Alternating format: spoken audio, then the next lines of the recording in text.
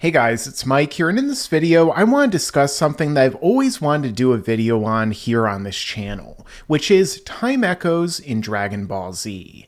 Now, what exactly is a time echo? Well, this is a concept that has to do with time travel and the concept of causality. Basically, there will always be certain events that will echo and ripple across space and time, happening to one character in one timeline and then happening to its other counterpart in another timeline. So something happens in timeline A, something can also happen to B, C, or D to the same character, despite the fact that they might have actually gone out of their way to prevent it from even happening. So I'm going to be getting into a number of different examples in this video of these time ripples, and then I'm going to give my thoughts on them and exactly how they interlink with one another. So let's get into the first example now. And for that, we're going to have to go to the Trunks' story, the history of Trunks in the manga, although this did happen in both the anime and manga, and many of these examples, if not all of them, also did as well. But the first thing that I drew attention to in my thumbnail, assuming it's still going to be a thumbnail the entire time when people are watching this,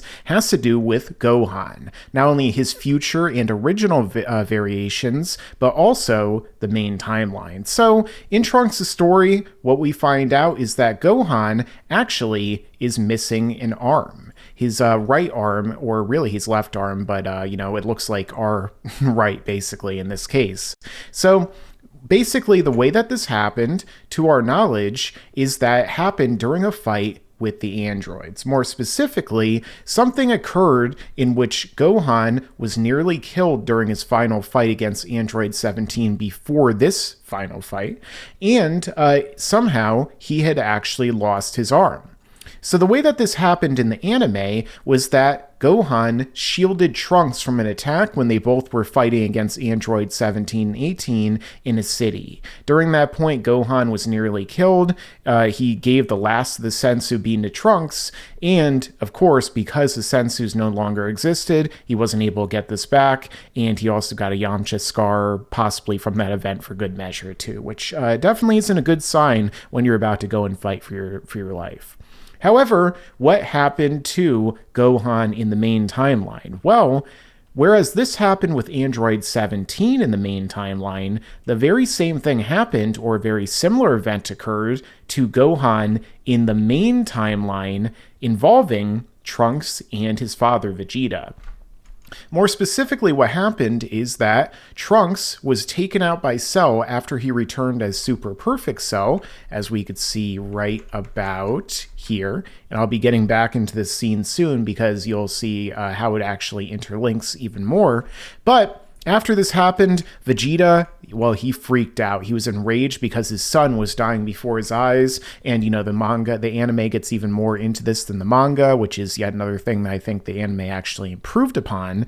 Maybe I'll do a whole video about that someday. But basically what happened, Vegeta charged in and, in his fatherly rage, attacked the ultimate villain. And, Cell, despite being super perfect, still had to put his guard up, and you could see him straining a little bit to resist this attack. So that goes to show you just how much power was behind this attack that Vegeta launched against him, but ultimately it proved useless because Vegeta's technique always proves useless. And so Cell pimp slapped him right down to the ground. Vegeta was about to die, and that's when Cell went for his piercing blow attack, and Gohan, just like he did with Trunks in his future alternative, jumped in the way, or at least shielded Vegeta from this attack, taking the damage directly to his left arm. The exact same arm that he lost in the future timelines, he also lost, or, is crippled during this battle right here and now. And if there were no Sensu beans, if there was no Dende to heal him, maybe he would have actually lost this arm entirely.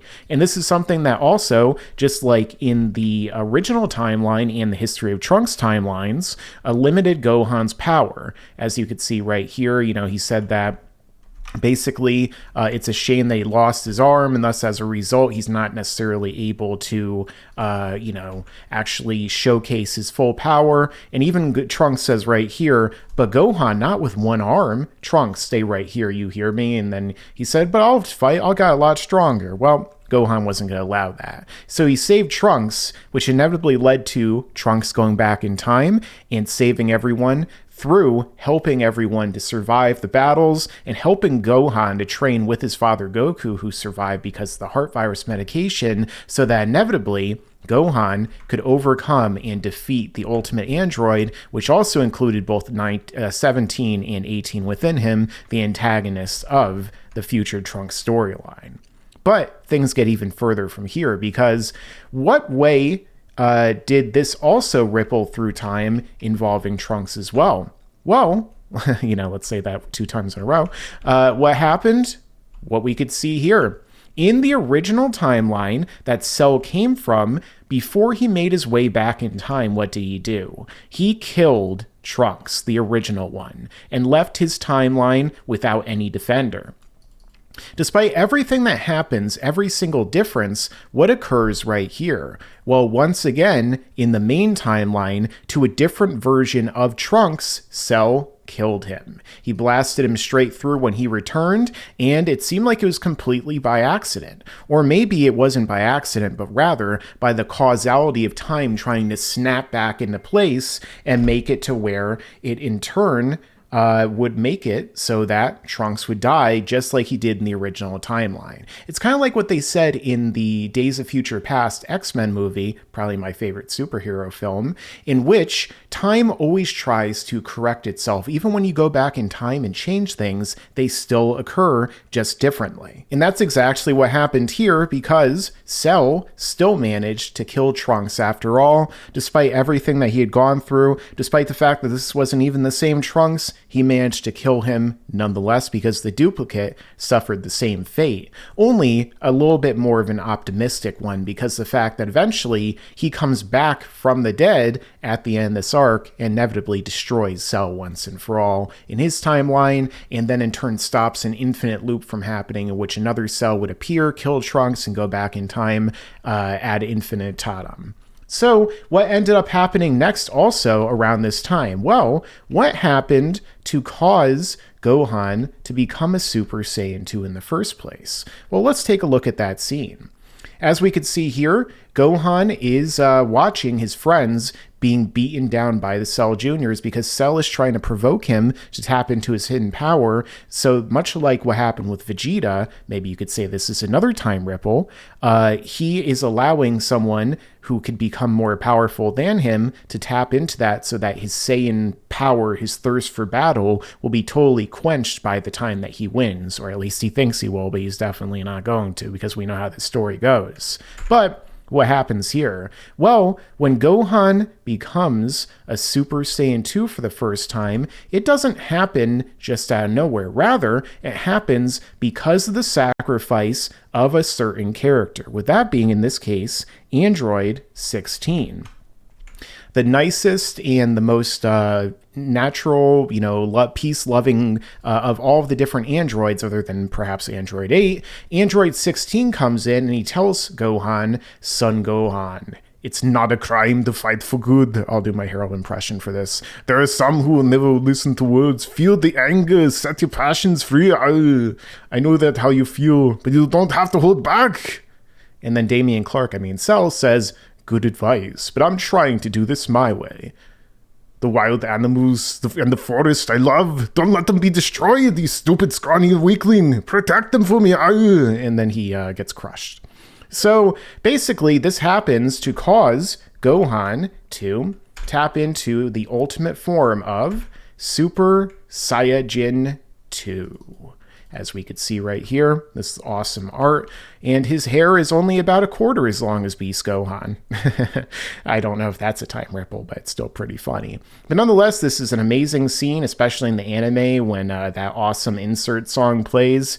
But who's another character who actually achieves their ultimate transformation, or at least the legendary transformation of Super Saiyan, when a character dies in front of them? Well, none other than future Trunks. After he wakes up, after the androids have killed future Gohan, he finds his body here And as a result, he rages out, he freaks out, and in the anime, The History of Trunks special, he becomes a Super Saiyan for the first time. So even though in Toriyama's version, the Avenged Trunks already was a Super Saiyan by the time this happened, we even saw him training with future Gohan. In the anime version, that's another time echo because a very similar event occurs. And talking about a very similar event, what happened with regard to this character, Android 16, dying a fate by having his face and head squashed by Cell, who also had Android 17 in him. Why do I make that distinction? Well, because another character also had this exact same thing happen to him,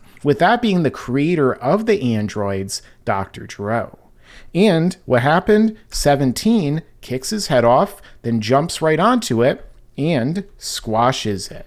So why exactly does this really end up being a time echo? Well, not only is the creator destroyed the same way as the creation, but also, in a sense, according to Toriyama's works, Android 16 is based on Dr. Gero's son. And so we learn even more about that in the most recent Dragon Ball Super movie. So that means that, like I said in the past video, it's really in this case like father, like son. The father dies the exact same way the son does, and they're killed basically by the same character, because for all we know, Cell, when he did this, well, he channeled Android 17 within him in his head squashing ways. Or he maybe just really liked playing whack-a-mole. Who knows? Another major thing that happened in the History of Trunks timeline and the original timeline that also happened in the present timeline is the death of Goku. Whereas Goku died of the heart virus in the original timeline, in here he died in a much more sacrificial way, making it so when Cell turned into a bomb and was going to destroy the entire planet, Goku used his instantaneous movement, instant transmission, and he decided this is the only way that we could save the Earth. He went to touch Cell, and then he teleported him away to King Kai's planet, to the shock of everyone around him, and as a result, what happened? Sorry, King Kai, this is the only place I could think to take him. Boom. Blows him away, wipes him out. And then at the very end of the story, what ends up happening is that, despite the fact that they could wish Goku back with the Namekian Dragon Balls, well, they still decide not to, because Goku says that he would be better off staying dead and letting, everything die with him in terms of his past, his history, so that Gohan can take over as the new main character, the new savior of the world. Well, that's more out of universe right there. And as a result, this was Goku's real true send-off in the story, a really great way to end his character arc, which unfortunately they ruined by continually bringing him back and making him the main character again. But that's another story for another day. I definitely have that video planned too, don't worry about it. Another thing that happens too involves Vegeta. After what occurred on the battlefield, in which Vegeta was basically a liability after he had jumped in the way of, the fight between Gohan and Cell, and even got Gohan injured and almost really screwed everything up for everyone in the process. Well, what occurred? Well, basically what occurred is that Vegeta decided he would never fight again.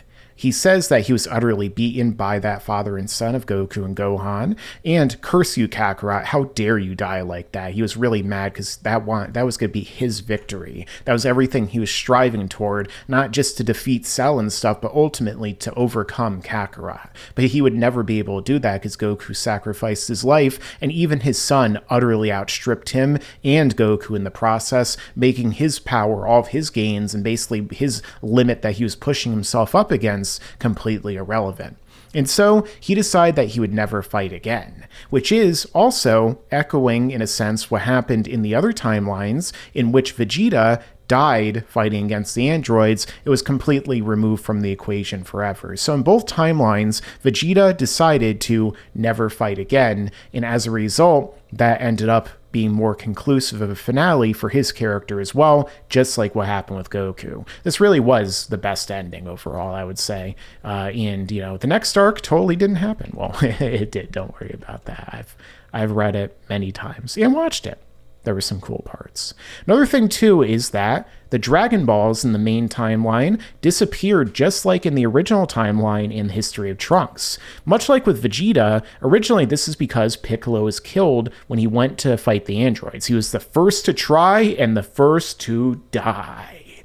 But what ended up happening, that was a very unfortunate rhyme, English dub narrator, but what ended up happening is that in the main timeline instead, Piccolo reunited with Kami to become the nameless Namekian, as he says right here. I am no longer Kami-sama or Piccolo. I am a Namekian who has forgotten even his true name, and I must go.